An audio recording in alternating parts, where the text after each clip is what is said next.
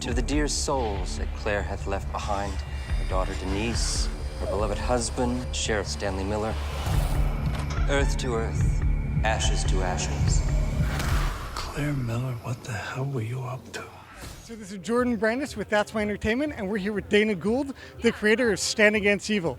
So tell me, when you're creating this, it's been described as a sitcom within a horror film. Yeah. Which one did you model first when you were making it? The horror film. The horror. Yeah.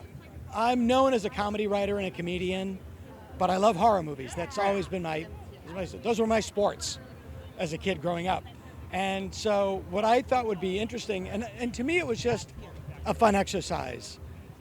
What if I wrote a horror movie and put a character in the middle of it that did not belong there, that everybody still had to deal with? And I just like, what if you had Buffy the Vampire Slayer, but instead of Buffy, it was my dad, who didn't care that it was a monster, was totally uninterested in fighting it, couldn't give a crap less. It's like the least prepared person. Right, the least interested. Yeah. Does not care. But in this show, he has to fight him because he's cursed. So if he doesn't fight him, he's going to die. So, and then the comedy grew out of that. And the trick throughout the development of it was to make sure that the comedy stuff was funny and the horror stuff stayed scary, but they were separate. The reason I called it a sitcom and a horror movie is because the horror movie doesn't know there's a sitcom inside it.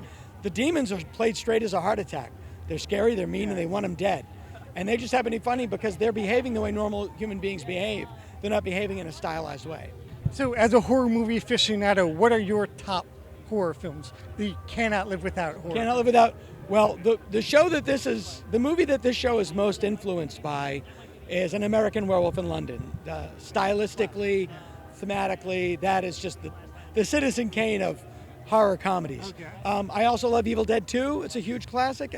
This show and Ash vs. Evil Dead, I think, are cousins. I think they're like The Simpsons and Family Guy.